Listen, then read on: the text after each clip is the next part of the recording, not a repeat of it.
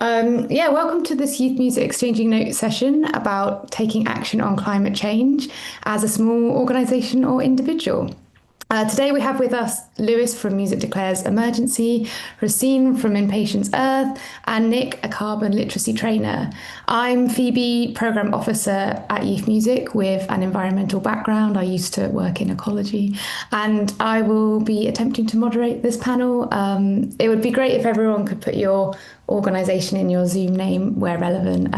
And yeah, do say hi in the chat.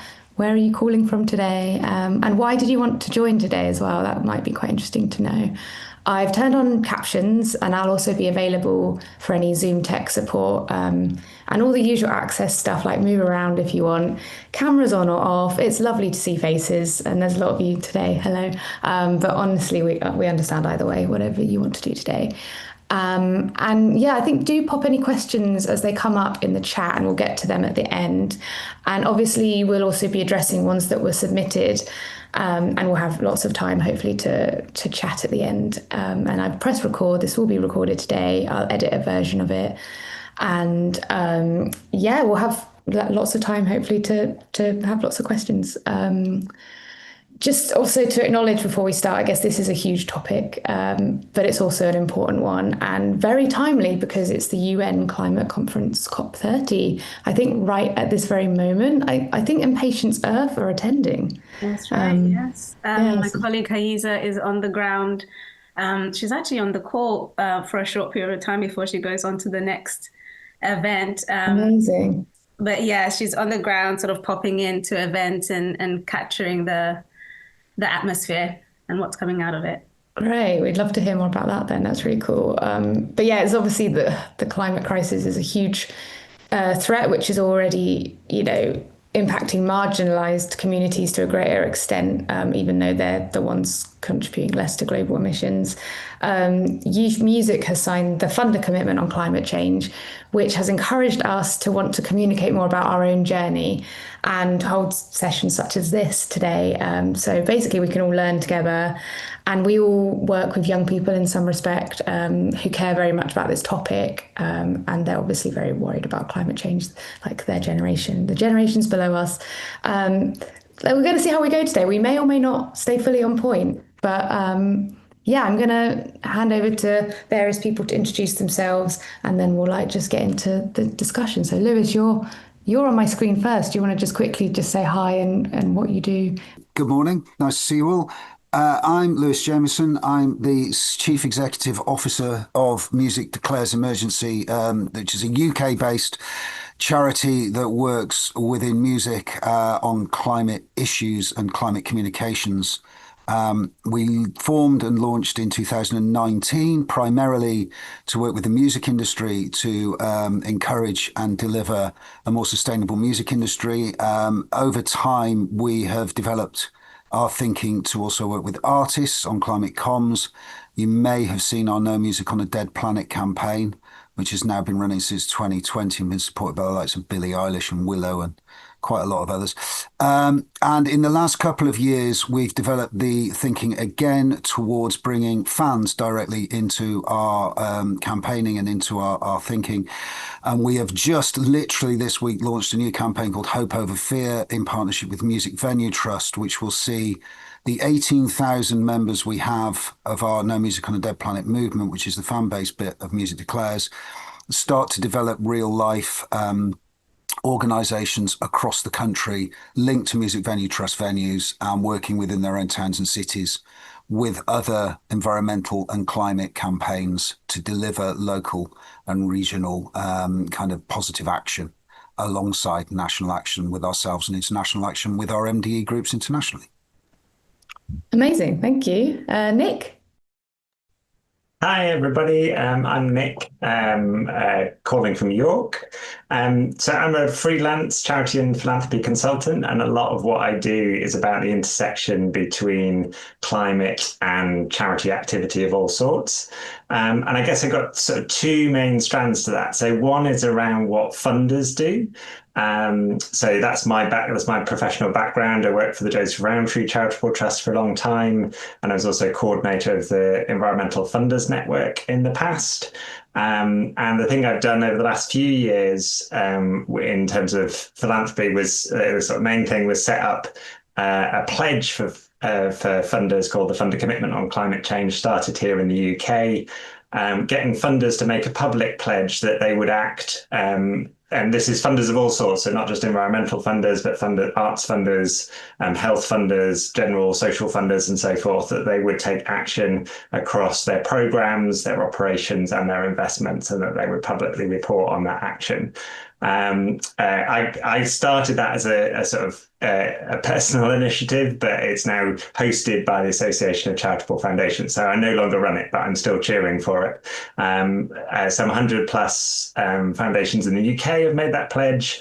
And I think we're up to over 900 around the world because that pledge has been copied in lots of different countries. It's very exciting, and lots of other people have done lots of work on it.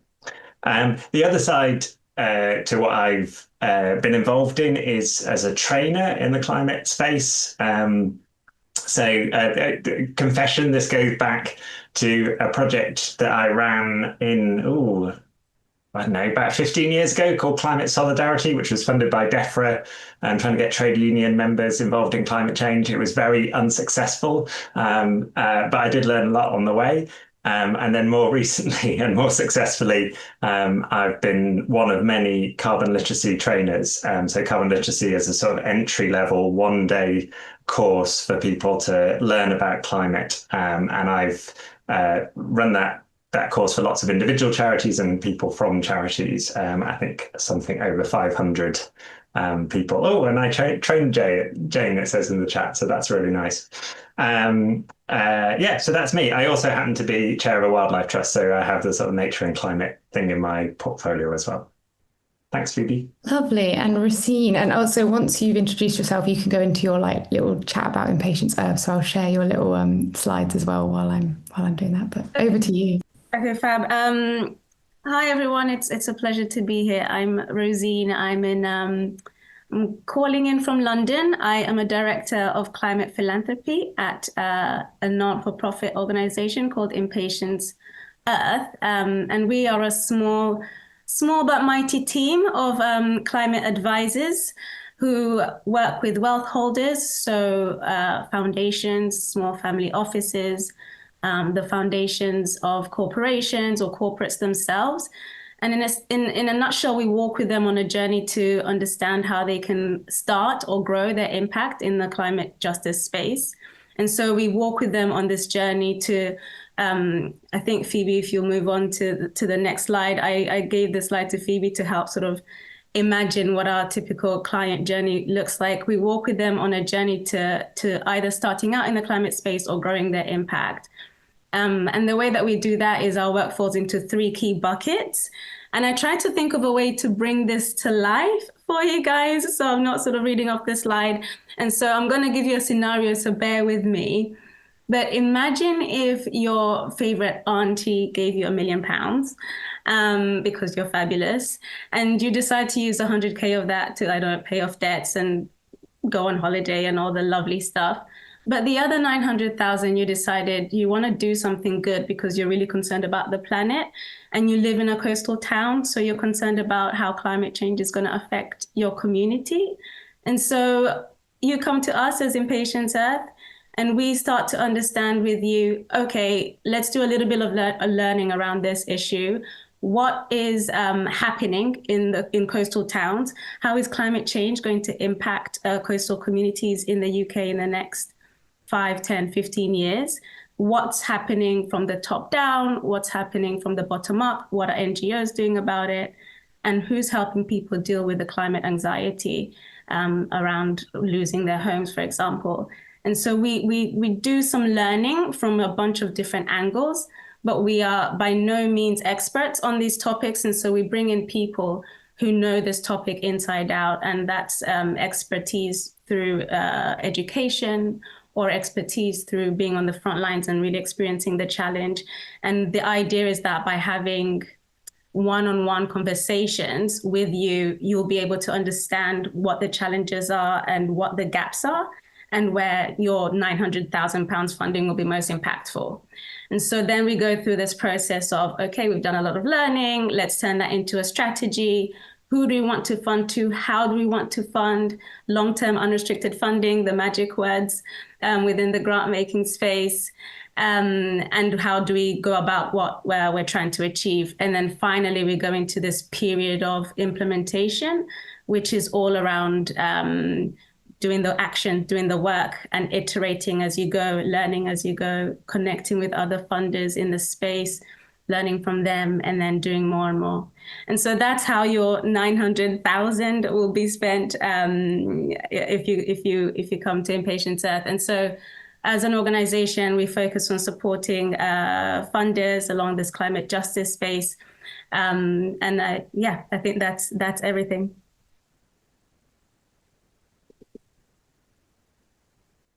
Muted. I was muted. Thank you so much for sharing. I'm going to move to Lewis just to explain a little bit more about, Music Declares Emergency, what you're up to at the moment with that. As I say, we literally launched a new campaign yesterday under the banner Hope Over Fear. So as I said, for 4 years, we were running a campaign, 5 years, a campaign called No Music on a Dead Planet, which came out of a kind of understanding that the music industry, with a complex issue like climate and climate change and climate crisis, it needed something that was simpler, that we could give to artists to put in front of fans, and also something that could act as a rallying point for fans without getting bogged down in what tend to be the very complex arguments around action on climate. And we stole No Music on a Dead Planet, frankly. There was a campaign in America in the 80s called No Business on a Dead Planet. Similar kind of logic. If everyone's dead, there's no business community. If everyone's dead, there's no music. And it cut through. I think that kind of combination of negativity and weird positivity seemed to really resonate with artists and fans. And that's been very successful. Out of that, we've built this network of 15 international groups across the world. And we've also, as I said, built a membership of 18,000 UK music fans. They've all been recruited at gigs and at festivals, one-to-one, face-to-face. Lots of hard work from lots of volunteers has gone into that. And so we felt that we needed to refresh. That obviously the climate conversation is changing all the time. It has changed radically in the last year or so. We've gone from everybody going, yep, I accept there's a climate emergency, back to where we started in 2019, which is people starting to say, oh, I'm not sure there really is a climate emergency. Enter Bill Gates stage left. So we felt that we needed to refocus the messaging. Hope Over Fear seemed appropriate. And so what we are now going to do is put those kind of communities to action, put those volunteers to action in their communities.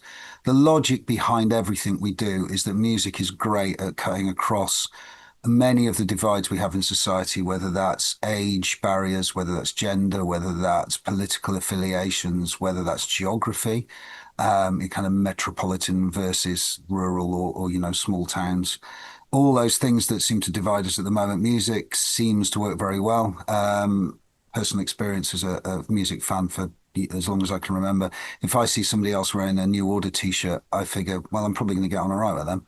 And the only other thing that cuts like that for me is football. If I see somebody in my team's football top, I think, oh, well, you've got something in common. So it's using that as a basis to bring people together, and now focusing on real actions within local towns and communities and cities, so that people can see the stuff working rather than be told from somebody in London or somebody at COP that this is how it's going to work, because we just don't think that works anymore. We think people need to actually experience the change and see the positives of it. So that's what we will be doing for the next year. So if you go to a festival next year, you will probably see our stall. You will probably see us signing people up and doing all kinds of other fun things. Come and get a free tattoo. We give out No Music on a Dead Planet tattoos, not real tattoos, just to be absolutely clear. We get asked that question every time. And if you're not signed up to the movement, sign up to the movement. Thank you so much. I'll send all these links around to everyone's organizations as well. Nick, do you want to chat a bit further about just the work you've been doing recently? So I think I want to build on Lewis's point about about changing context, but also about hope over fear. So there's a few things like having trained 500 people from all sorts of different walks of life, you do get a lot of feedback on kind of what works and what doesn't. And I think it's so important, and people who've been on my course, who've got some here, will know this, is I think it's so important to start with what we want, to start with what would a better world look like. And that will be different, obviously, to different people, but that sort of the practical benefits in people's communities and people's lives. Who doesn't want better public transport? Who doesn't want cleaner air to breathe? Who doesn't want beautiful landscapes to look at? So not necessarily leading with climate, because particularly as that issue maybe gets a bit more polarized in this country. But there's also a thing, and excuse the phrase, but which I find really useful, is this term called pluralistic ignorance, which is most people think climate is pretty divisive, whereas actually 80% of people in the UK still are very supportive of action on climate change. So it's raising up those voices of people from all sorts of different backgrounds who are involved in this issue and do want to see action on it. And I think I would completely agree with Lewis. If we can give practical examples of that on the ground in ways that matter to people's lives, then I think that's much stronger than talking about it in the abstract, where things more easily polarize. So when I'm working with charities, I'm always trying to start from what actually matters to them as an organization, and then how is climate relevant to that as part of the context, or something that might give them an opportunity to secure some more funding, or as something which might help them be more resilient, or engage new audiences, rather than starting for something that we ought to do. Because of course it's something we ought to do, but that's not a very good motivator for most of us. We need to look at, what's our mission, what's our passion, those sort of things. So definitely starting from what we want, starting from the benefits, trying to make it real on the ground. Nice. As you were talking, I was thinking about all the different things that your sort of three organizations do. And I think Lewis's communication, Racine, you're kind of the money side. And then Nick, you're the training. And I do think all the funder commitment on climate change stuff that I've learned about since we've signed up is a lot of those sort of three things. It's like get your staff trained, understand that communicating about it is like a really big deal, even if you're not like, you haven't got everything together, just talking about it, which is what Music Declares Emergency does really well. And then obviously money talks. So just like, if you can, even, hopefully at some point we might do some sort of micro grant stuff, but just like, ultimately it all comes down to like money, doesn't it, really? And that's why we need to lobby, I suppose, governments and stuff, those with the actual, the billionaires, with the actual like huge amount of power in this area.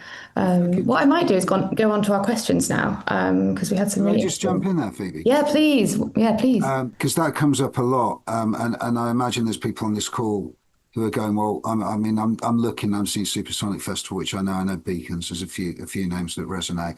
And I imagine that that question that we get asked a lot, certainly by developing artists and by smaller venues and smaller events, we're already struggling to keep our heads above water. We haven't got any resource to put into this. And the answer I always give is the same, which is you don't necessarily need resource to do this stuff. You have a platform and you have an audience. That's what you really need. Don't worry about the back end of stuff. Don't worry about being perfect. Don't worry about trying to, change your logistics, change your power, recycle your stage, all that stuff that you read about, which is, the stuff that AEG do and big organizations do and Brits Awards and all that. At your level, think about the things that you can do and what you do very well, especially smaller grassroots. And that's why we're so proud to be partnering with Music Venue Trust on this new thing, is they build community. And ultimately, my argument is always the other side of this argument from us. They have all the money. Yeah, they've got the money. They've got the billionaires and the zillionaires and the whatevers. But we got the people. And I might be naive, but I genuinely believe that in the end, the people will beat the money if we organize and if we find common ground and if we recognize each other in it. So I wouldn't worry about going out there for big funding at the moment. If you're already doing something, just how can you put that message in there?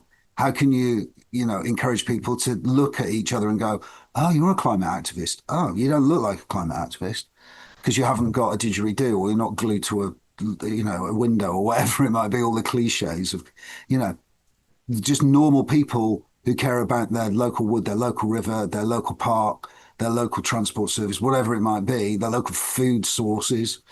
That's more important at this stage than massive highfalutin big changes in solar panels and wind farms and all that stuff. At the level that you guys are working at, it's using your community. That's really important. Anyway, I'll stop going on. No, this is perfect. Thank you so much. It actually kind of leads quite nicely into the first question, which is how can you find a community near you and deal with climate anxiety? So who wants to come, whoever wants to come in first? Yeah, it's kind of a big one. Can I jump in just because I was recently at something and I think it was a wonderful way of finding community. I recently joined a repair cafe. I don't know if anyone on this call has been to one of those. And this one was in Brixton. And essentially, you take something a piece of electrical equipment that's broken down, and you go in and someone's there and they help you fix it or they fix it for you. But I think more than that, there's a real sense of community in these spaces. I think the question is, how do you sort of deal with climate anxiety? In the repair cafes, people are talking about overconsumption and giving each other tips on how they can reduce their consumption and make their products last longer. And I took my kettle along, and it was just brilliant. It was about 2 hours of sitting down, having cups of tea, and talking to different people about, their level of consumption and what they're doing, and exchanging tips. So that helped reduce a little bit of that climate anxiety, and it was a real sense of community. Very practical thing, but I wanted to share just because I had such a great time. Oh, I love that. And I've actually recently joined a community allotment, and I've had the same kind of thing where, you just like connected to your local nature and your local community, and you're just like all these different people growing food together. And obviously it makes me, yeah, kind of, and I think Nick, you talk quite a lot about this like positive outlook and like imagining. When we did the training with you, we did like visualizing a really nice future. So maybe you could come in with that, what you were doing with us there, because I think visualizing that, a lot of people imagine growing their own food, having clean air. Yeah, I think there can be a dynamic amongst those of us who are very, concerned about this issue, where we sort of feel like it's our responsibility to be very worried. And, like the threat is definitely real. I don't want to play it down, but I think we've got, and not just us, but people across the public actually have lots of sense of the threat. They might be a bit vague about what it means. They might not realize quite how acute it is and so forth, but people have heard the threat story. And if we just keep banging that kind of bruise, as it were, it doesn't help most people move on. There are some people it motivates, but the majority of people just then, look away for understandable reasons. So I think, if we were working back in the 1990s, which some of us were, then we did need to raise kind of awareness of the threat. That's not the job anymore. The job now is to mobilize people around the solutions. And there's a big chunk of the public who, this is not their primary one issue, but if you give them opportunities to make a difference or to get involved, they're much more likely to do that. And yeah, I would totally endorse repair cafes and anything which is about, human contact and kind of solutions focused. I'm going to put a plug in the chat. This is a group I did a little bit of consultancy work for a couple of years ago. It's basically a library of kind of UK community climate projects of all sorts, and you can search it by geography, and you can search it by topic and so forth. So if you haven't already stumbled into your local repair cafe or whatever it is, you can definitely find some random group of people on there. Thanks for sharing that. Amazing. I'd not heard of that. Yeah, Lewis, if you wanted to just like come in with anything on that point. Yeah, the thing I was going to say is that there's this, it does for us. It all boils down to perception, really, and belief. So, people say, "Oh, I've got an allotment space. So I'm going to the repair cafe," and we've been conditioned in our kind of shiny world to kind of think of those things as old fashioned and somehow, weird. And there is a certain mental kind of job you have to do to get past that. But really, what you're doing is you're doing what the humans have done for generations. And people who come to me and go, "I've got a reusable shopping bag," and I go, "Yeah, my grandma had one of those." This is nothing new, but it's odd how we went through this weird dip in the kind of 70s, 80s, where all this stuff just got thrown out as though it was terrible, and now we're having to relearn it. And I think a lot of the world we live in, particularly for younger people. I've got a daughter who's in, 16, and I'm very aware with her and her friend groups and the young people on this call hopefully may recognize this, that you live in a world that is very much based on perception of other people. And so, trying to help people get past that, through that, find ways to strengthen their sense of identity is part of the job as far as we can see. And when we work with artists, what we found when we started working with artists was if we had one artist that wanted to do something, they'd be naturally very hesitant because they go, "Well, hold on a minute. If I stand up and say something, I'm going to become the target for everybody." And that literally happened with Foals, who the Daily Mail went for the moment they supported us, which is weird. I mean, why would the Daily Mail write about Foals? Like, any mail reader's going to even know who Foals are. But once we had 10, 20, 30 artists, the Mail and the Telegraph and all those kind of players, they backed off because they couldn't fight that many and their associated fan bases. And the 1975 fan base savaged a couple of people who tried it. And it was really interesting to see that dynamic working. And it's been really interesting building this community, seeing the people, and they are almost predominantly 18 to 30, 35, the people in the community. And the feedback we're getting is it's great because, there's somebody who lives in Herefordshire, which I know because I've got family there. And they said, "I thought I was the only person who cared about this until I joined the movement. Now I realize there's thousands of people like me." And that stuff is really important. And everything you guys do on the ground is part of that network and that spider's web of connecting people together in a way that maybe we lost a little bit. So I think that's really important. And the other thing is there's this, I'll be very brief, but Brian Eno loves quoting this. There's this Russian political theory that says the revolution, let's call it the change, not the revolution, because that sounds a bit, but the change happens not when people realize things are broken and not when people realize other people realize things are broken, but when both sets of people realize they both think the same thing. And it's the theory of how Russia collapsed. And we all love that because it is actually true. It's when people recognize that they think the same as other people in the same space that change really happens. And everything that people do on the ground, like you guys, is part of that change. So you're absolutely vital in this. And, anybody tells you, "Oh, well, you're just a little thing," or "You're just a small venue," or "just a small festival," don't listen to them. You're really, really important. Amazing. You mentioned like single use like plastic and stuff, which obviously is not, or sort of like, like the disposable plastic bags and stuff. And yeah, this kind of, I guess, sort of leads on to this question because it's about a digital carbon footprint. The question is, I'm interested in digital carbon footprint, the hidden costs of being paper free, which we are pretty much.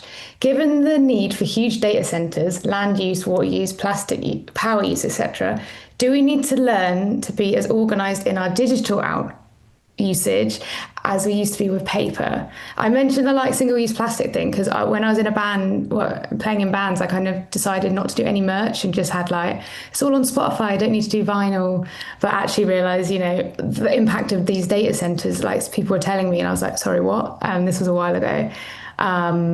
But yeah, I mean, I don't know, Lewis, this might be your area, but if Nick or Racine wants to come in with happy to kick it off because yeah. I'm working with the Music Climate Pact, which, if you don't know, is a kind of an agreement between the global recording labels, the three majors and lots of the independents, to voluntarily follow the UN Race to Zero goals. So to try and become zero carbon, not net zero, zero carbon entities in time, non-specific time. And the area I'm working on with others is on digital music because it's a huge part of it. And the honest truth is that the digital space is not very well mapped. There's not as much research and data in music terms as there is around physical product. We understand comprehensively the impact of vinyl and CD and packaging and distribution and record sleeves and all that stuff. And wastage around that stuff as well. What we don't really understand is the digital kind of footprint in carbon terms or indeed in asset terms at the moment. I think that there's two things there. One is just as a general kind of rule of thumb for anything you do is to try and be as the least wasteful you can be. And the one thing I would point to in digital is AI, which is the most wasteful, the most carbon hungry bit of the digital sphere. So, I say this to my staff all the time. Should we use our brains? Which is, I know, incredibly patronizing, but there's a serious point behind it, which is it's really tempting now to just stick something into an AI and say, could you just make this look good for me? But you are absolutely just eating energy whilst you're doing that. There was some data on search as well, where, it used to be like 10 searches per search. It used to go to 10 websites, and now with AI, it goes to hundreds of websites. And to get that kind of Gemini thing you get on Google that condenses all the search into a précis for you. So there's all kinds of challenges. But again, the other thing I would say is you're not the problem. So you can only work within the systems you're given. And you're not going to be able to change the entire digital system on your own. In fact, it's going to take virtually everybody to change that system: consumer pressure, political pressure, innovation, all those things put together. So don't get too bogged down. But clearly, if you can lessen your digital footprint, if you can do very basic things like not kind of endlessly use AI, that not encourage like mass mailing systems, all that stuff. It helps, but it's in the grand scheme of things. It's if the choice is use AI to write something comms wise that really connects to people, or don't use it and not connect, I'd say use the AI. It's more important. Everything's a balance, But in terms of digital music as well, I think pressure from artists, if there are artists on here or if there are managers on here, I think pressure from artists to get any recording entity you're working with to consider the footprint of the stuff they do, because record labels still are stuck in well, that's how we always do things, way of doing things. So they will create 7 different images for every digital release, and a video, and a lyric video, and a this, and a that. And then they'll ask you for 5 extra tracks and bits more, and they'll put it all over the place. And ultimately, you have to make a value judgment on how much of that is effective. Because everything you create, the creation is a footprint, the distribution is a footprint, the streaming is a footprint, et cetera, et cetera, et cetera.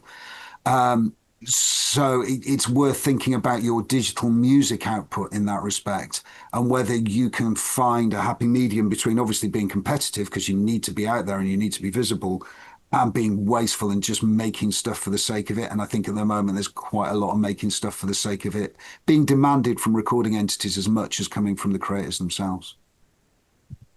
Yeah, exactly. I was worrying about, my own vinyl, and then realized how much, there was an Adele vinyl thing that clogged up the whole like grassroots vinyl thing, and Billie Eilish and people doing multiple versions of vinyl, and she's doing a lot though for to be fair, Billie's was pretty bulletproof the way that they sourced the vinyl. Yeah. The Adele thing was an absolute car crash.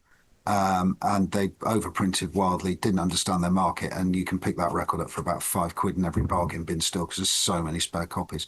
So if anybody on here gets really, really famous, just have a look at what the label are doing. Say, you sure we need to do that, guys?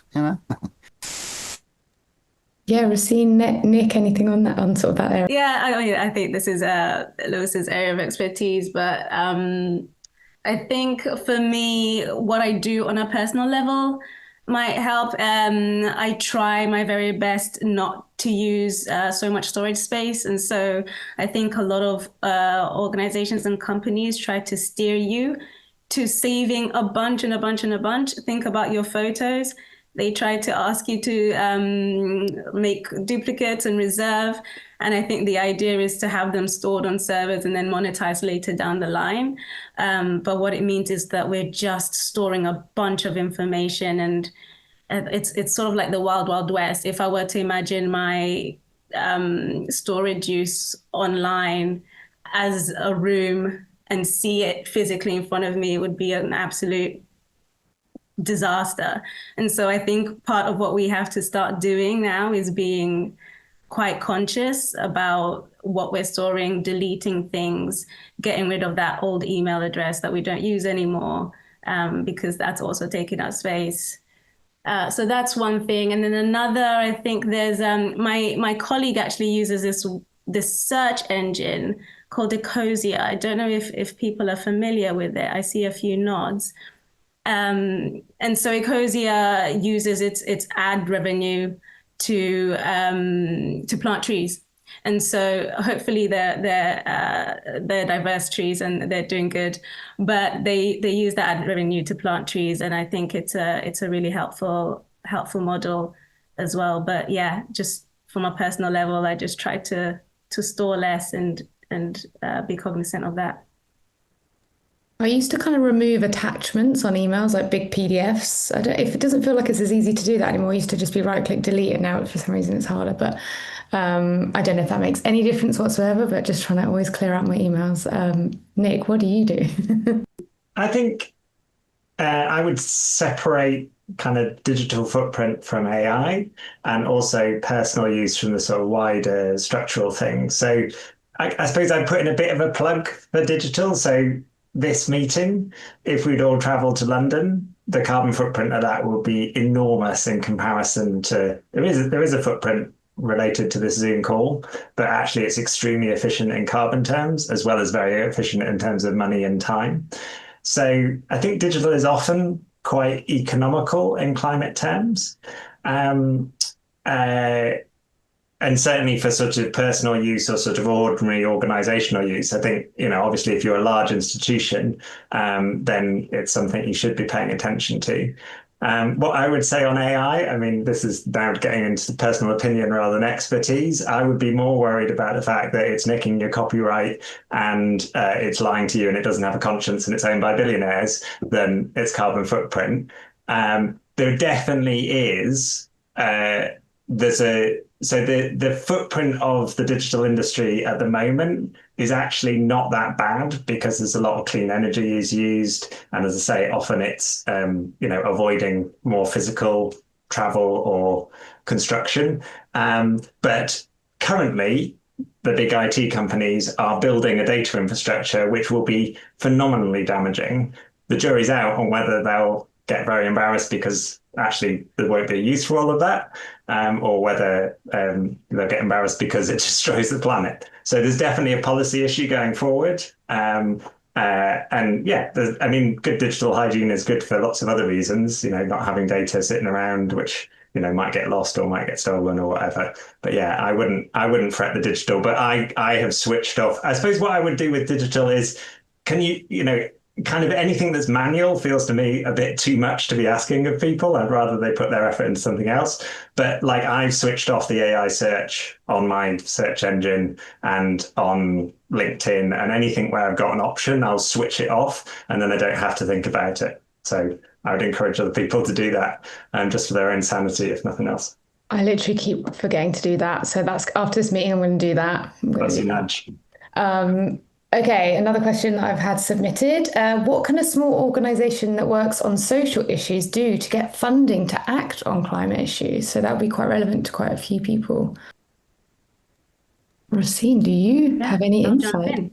I think this question brings me to an organisation that we worked with. And what struck me within this organisation is that very simply, some of the people within the organization came together because they cared about climate and they cared about what the organization was doing around climate, and they created a climate working group. And so they started off, first of all, creating a community. And so learning from each other, backing each other. And then they went on to share their work within the rest of the organization. And so they were insiders, like change makers from the inside, essentially. And I think this was really impactful because when they they started to create their messaging around what can we do as an organization around climate. And they had that ready to then bring to their board and bring to senior leadership. And so they took that initiative and started that work. And it was later then taken up by senior leadership and the board. And I think sometimes you do need individuals if you're, to lead the way if the whole organization is not doing something or it's not coming from senior leadership. But it can be maybe scary depending on which industry that you're in.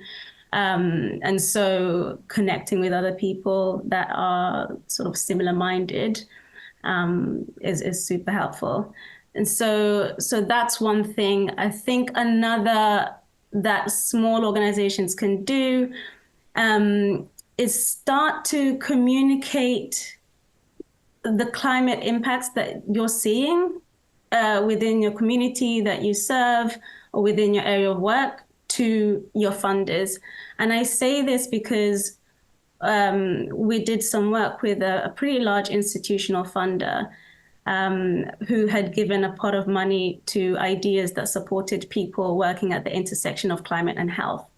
And what we were doing in that piece of project was helping to bring together all the learning that has come from giving away this funding. And what we realized is actually a lot of organizations were doing stuff around climate, but they weren't necessarily calling it that, right? They weren't saying we're doing emissions reduction stuff. And so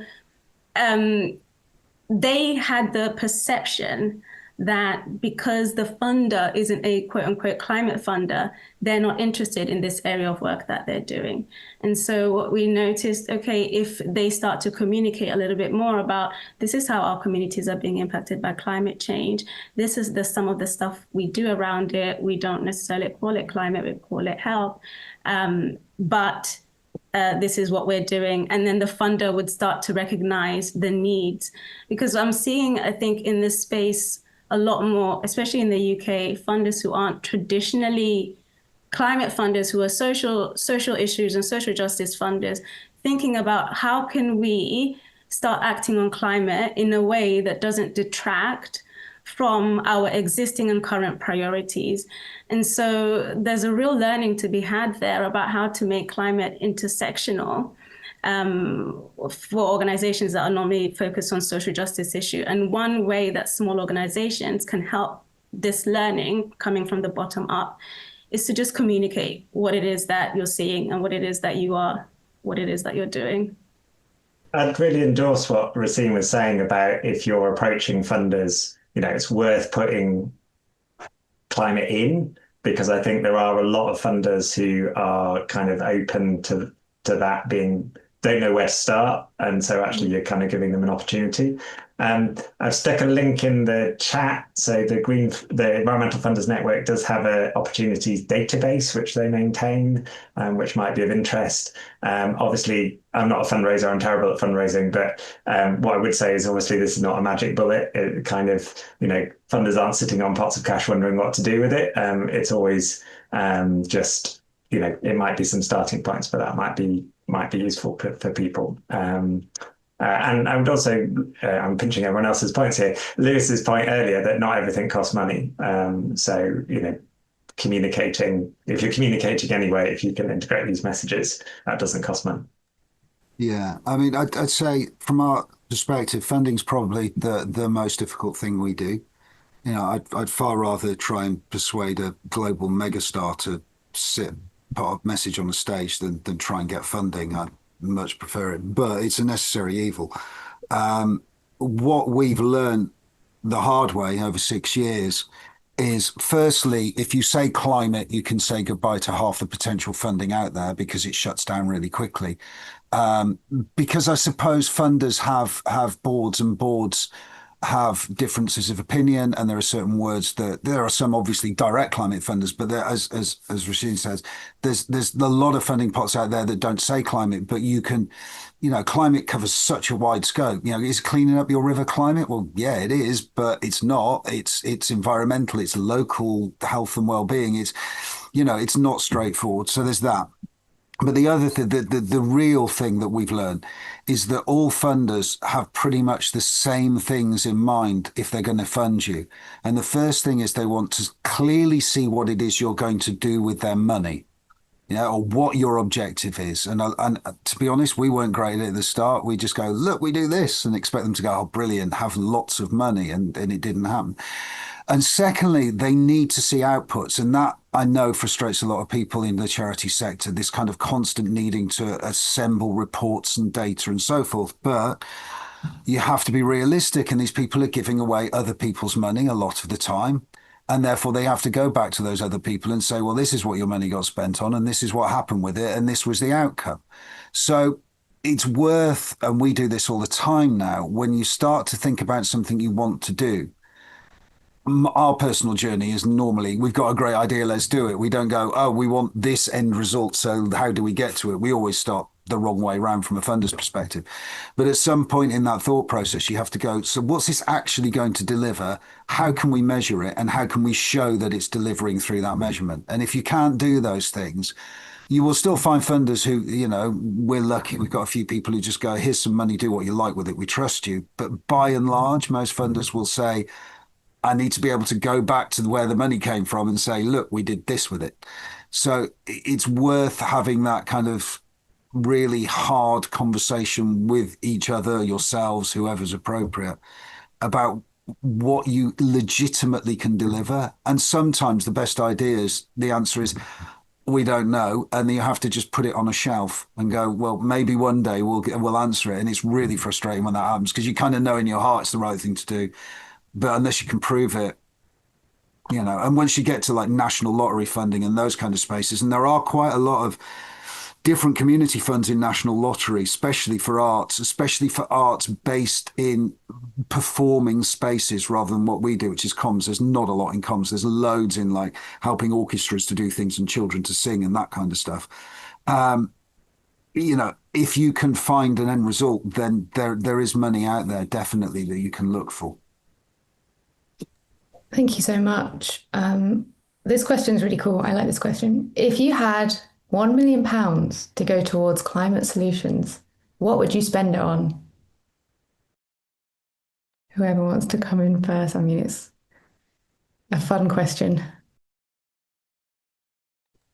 I'd spend it on building the community we're building or building a community. I'd take it and I'd break it into pieces and I'd fund lots of things on a geographical space and connect them on the basis that it's like climate spread betting, isn't it? So, well, even if 70% of them deliver, that's great, rather than putting it all on red or putting it all on black, But I do think that microfinancing of lots of different things, I just, our kind of theory of change now, which is a thing charities always go on about, but how we think we get to a better place, essentially, is by empowering lots of people at grassroots. We don't think it's going to work anymore to lobby upwards because we think there's too much noise and there's too much contradiction, especially with the economic situation, with the different political environments, with America being where it is and Russia being where it is and China being where it is. It's just too complicated. But if you fund from the bottom up, then you get something that is solid and achievable and can put pressure upwards. So that's what I do with it. Nice. I like that. Before I say mine, I think something that you're saying, Lewis, is sparking a thought, which is around, community building. I know you've talked about it quite a bit, and I'm completely behind you on this. I think resilience as a concept now is something that is coming up more and more for us in the UK. And I think often we try to think about mitigation or adaptation, and resilience is a really interesting piece there that I think social funders can get behind as a way of sort of making an avenue into acting on climate. And so, for example, is bringing to get people together around a cup of tea climate action? Well, it's not mitigation, it's not adaptation, but actually you are creating a community between people. You're helping people know their neighbors if there's a climate impact. This is someone that they can contact and pass information along. And so, yeah, I just want to highlight the really behind the resilience point and community creation point. In terms of what I would do with my 1 million, I think I would get more young people into nature, especially young people from sort of poorer socioeconomic backgrounds. I think there are lots and lots of people, young people, who don't actually get contact with nature and get to love their natural world, right? And I think it's a real shame. But more than that, over time, they can build this love for their natural world and sort of a real ingrained passion to want to save the planet, right? Like I came into the climate space not through the climate sort of sector, but actually through the social justice sector. And then I understood this thing called climate justice, and I just thought, wow, this is fantastic. But climate wasn't, even a consideration for me beforehand. And I think there are lots of other people for whom sort of connecting to nature, connecting to the woods, going for long walks, being in a park is just not what happens within their world. So I would get more young people out into nature, touching grass, growing things, and then, yeah, build the love for the world over time. I love that so much. And obviously, it's just like so great for well-being. Like, I've never felt worse having gone for a walk when I'm feeling a bit down, and I'm just like, what, maybe a walk in the trees. Yeah, I think just being so connected to your environment can make you care more about your environment. Like, someone littered in Epping Forest the other day. I just saw them throw loads of stuff out of their like van, and I was like, oh man. But I think I was just thinking, oh, that maybe they just don't feel connected and like they're a part of this environment. But as soon as people do, I do think that they care more. So weirdly, I had some empathy, but I did pick it up. Nick, what would you do with your £1 million? Yeah, very tempting. So I suppose a few answers. One is, I think politics matters. So if this was not a charitable £1 million, I might think of which political parties or groups within political parties I could back, because the politics do matter. If it was perhaps charitable or limited, I think one thing is I wouldn't fund a new thing. I think there's so much going on that, kind of supporting and giving more momentum to people who are already working on this, who are already doing good stuff.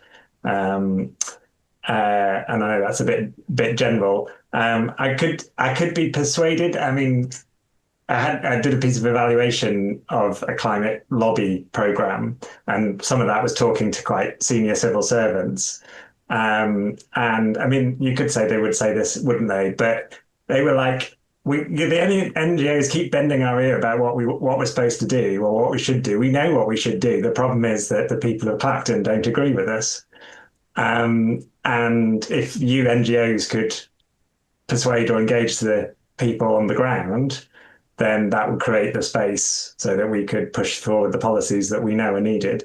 Now, that may be just saying, oh, it's your job, not our job. But I do think things that give tangible benefit. There's a fantastic project, which has got a rubbish website, unfortunately, but called B for Box, which is the winner of one of the Ashton Awards a few years ago.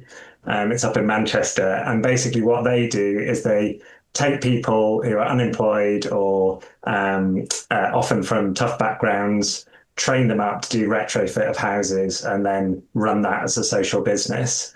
And I think that kind of model is just brilliant because it's engaging. It's not saying, this is climate, this is what we ought to do. It's saying, here are some jobs for people in the new industries of the future in ways that make our community better. And they're a very responsible employer and those sort of things. So generating some of that action where there are jobs for people or there are tangible benefits for people, that would be probably what would attract my pound if I wasn't giving it to a party. All very good answers. Thank you for that one. Whoever submitted that, great question. We're kind of now at the free form time of the session where people can submit questions in the chat or just unmute and ask away. So yeah, just if anyone's had any thoughts during this last hour, yeah, let us know. I can always also probably come up with some questions, but yeah.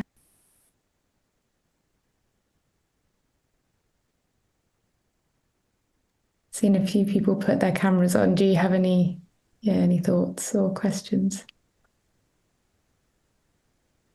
Will I jump in with Go on something? then. Hello, everybody. It's been really interesting. Thank you so much for this session. I'm just reflecting on a lot of things that have been said during the session today, and it's really helping me to churn through my mind in terms of the actions that we currently take and what we might be able to do better in the future. So it's really helpful in that sense. Thank you. I just wanted to reflect on actions that we've taken in our work, and we work within health and care spaces. And sort of every day we're in hospitals or community spaces where we're working with health and well-being. And it's been a really easy win um, to to work together and to embed thinking around climate in that work, because a lot of the health people or health professionals that we've engaged with have talked about the climate emergency being a health emergency, and those two things being intrinsically linked. And that's really helped to embed our actions, our everyday actions, into a structure that is focused on climate change and thinking about what we do. The difficulty has been, and that's evolved into artistic creation with those communities that is focused around care for ourselves, care for each other, and care for the planet, and a kind of sharing of the message through that artistic form, which has been really interesting to do.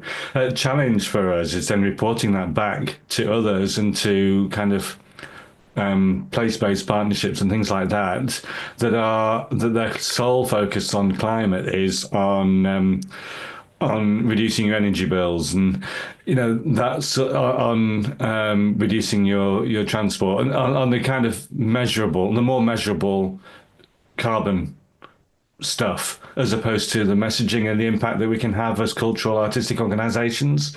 I'm just really interested in people's, in these panels and these groups, thoughts around how we can gain more visibility and gain more respect for working in that way and thinking in that way, because it's really hard to demonstrate that you are involved in this and that you are embedded within this. And when funders are looking to say, are you socially responsible in your actions?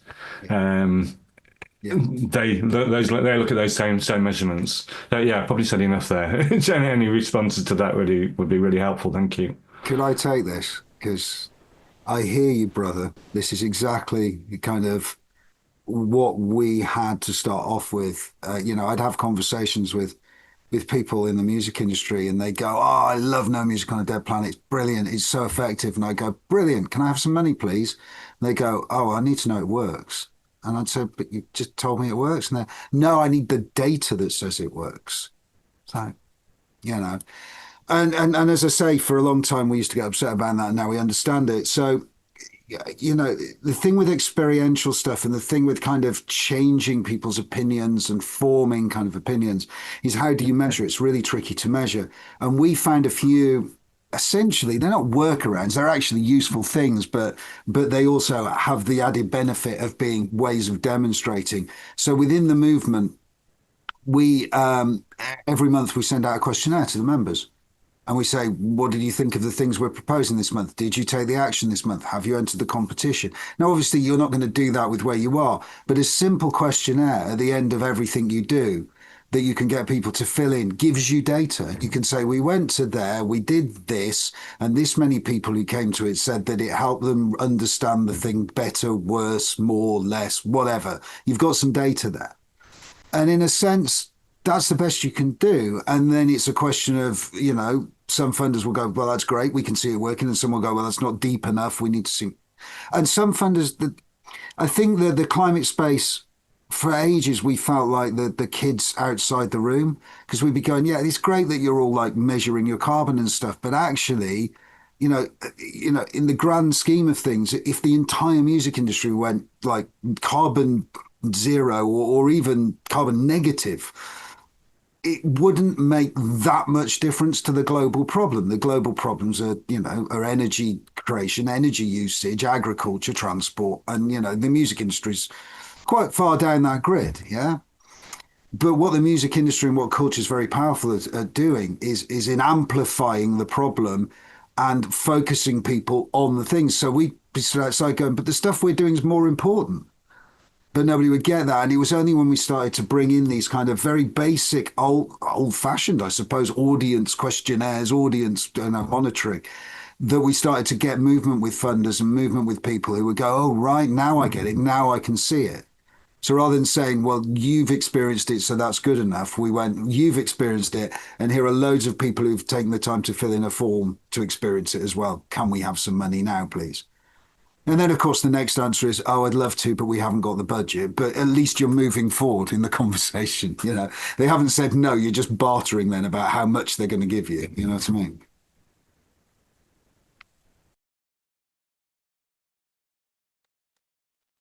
Nick, we're doing a chicken off.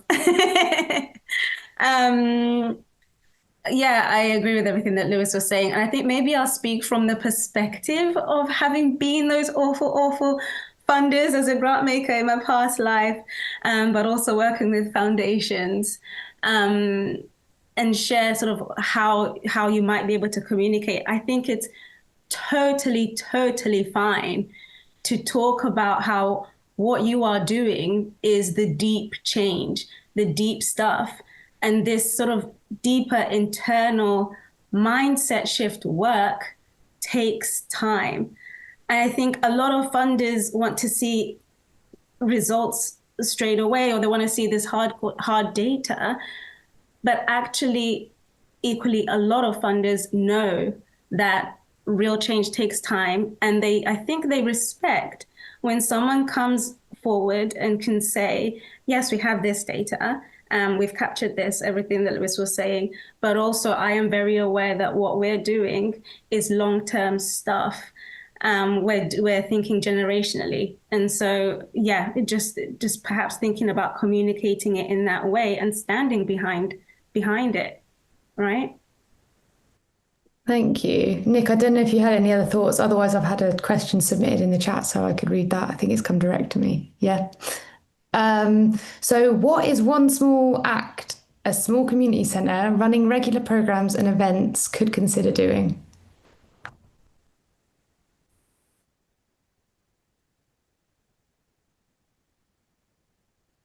I guess like a small venue. Yeah. Yeah. So I mean, if we're thinking about, so I would going a bit fluffy here. So in terms of UK emissions, the big two that are left over are transport and buildings. Okay. Those are the big two. So if you want action, and then after that comes sort of industry and agriculture. So, but I think, so if we're talking about one small act, depends what you mean by small. I would keep banging the communications drum. So is there something you can talk about or a space that you can create for people to have a conversation?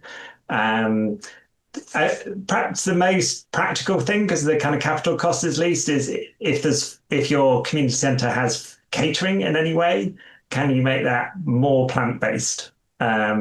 Because there's lots of evidence. Well, firstly, I mean, I could do an hour on this, but basically plant-based foods tend to have lower emissions significantly than meat and dairy. And there's also good research which shows if we give people more plant-based options, they take more of them. So it doesn't mean that your cafe has to become vegan, for example, though you could if you wanted. If there were just more vegetarian or vegan choices, people will take more of them. And that's a kind of important social nudge. So that would be, yeah, if you cater, that would be one small change that you could make, is you could shift your menu. Any more questions? Leah? I'm Leia. I'm an intern currently working with a music heritage company, and we do a lot of outreach with children with special needs and disabilities. And so my question is like, how do we get the families of these people to care about the environment when, I mean, like their children have got really complex disabilities and needs. They're preoccupied. I mean, we're working within the West Midlands and Birmingham, so it's quite a low socioeconomic area anyway. They're preoccupied with, putting food on the table, looking after their kids, paying their bills. What small things can we do to sort of help families care about the environment when they've got so much going on as well around that? I think that's one of the biggest challenges. I mean, I'm from Blackpool, so I grew up in Blackpool. Currently, 6 out of 7 of the most deprived wards in the country, we win again. It's, I understand, and I've been there, not directly, but I understand. I think what you've got to do is you've got to find a way that actually makes sense to people. Yeah. And I think that's one of the biggest failures of climate comms that really gets my goat is these kind of high level conversations about private jet travel and heat pumps and things. And most people are like, well, it's so beyond their experience. Even electric cars, way beyond their experience. They're like, well, I can't afford a normal car, never mind an electric car. Why are you telling me this? So you've got to find a way in. And I also think when it comes to children, you've got to find a way in that is positive. I find in general. I always think nature's the obvious way into the climate conversation. Don't talk about climate, talk about nature, talk about local spaces, talk about, essentially nature. If you've got a kid, nature is, in theory, a free activity center. If you can encourage a child who likes nature, likes climbing trees, or just likes being out in the open, like seeing animals, like seeing flowers, trees, whatever, you've got an in. So I think, especially if you're doing creative work, if you can do creative work around nature, around animals, there's a reason everyone loves Disney. It's because animals, and there's nothing wrong with that. That's great. That is a way in. For a lot of kids of my generation, Disney was a way into actually giving two hoots about the natural world, whether it was Bambi or whether it was, the anthropomorphized, animals. It was our way in. So I think that's it. I would say, don't worry about it being climate. Keep it local, keep it relevant, keep it achievable, keep it to things that they can actually then build on.